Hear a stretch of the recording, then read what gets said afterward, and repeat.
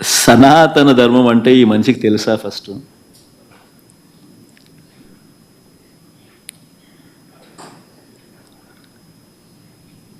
సాక్షాత్తు నువ్వు ఆ కూటమిలో ఉన్నావు. సాక్షాత్తు చంద్రబాబు నాయుడు నీ కళ్ళ ఎదుట ఈ తప్పు చేసినాడు.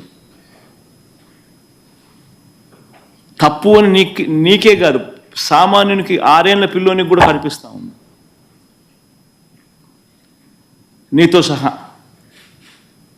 మరి నీ కళ్ళ ఎదుటే కనిపిస్తూ ఉన్నప్పుడు నీ కళ్ళ ఎదుటే వెంకటేశ్వర స్వామి ప్రతిష్టను తగ్గిస్తూ, వెంకటేశ్వర స్వామి లడ్డు విశిష్టతను తగ్గిస్తూ,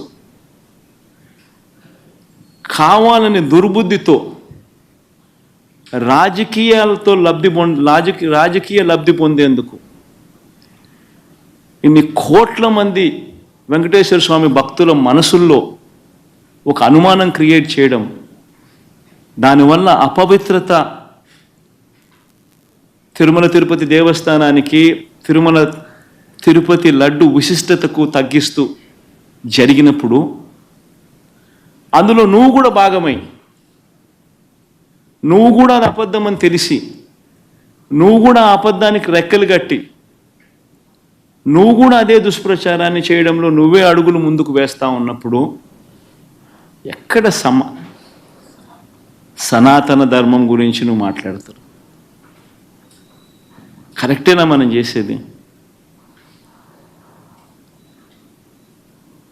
ఏదైనా కానీ తప్పు చేసినప్పుడు ఆ తప్పును మనం ఎత్తి చూపలేకపోతే, ఆ తప్పును గుడ్డిగా సమర్థించడం మొదలుపెడితే, అందులో దేవుని విషయంలో సనాతన ధర్మం అని చెప్పి మనం చెప్పుకోవడం ఎంత మటుకు ధర్మం?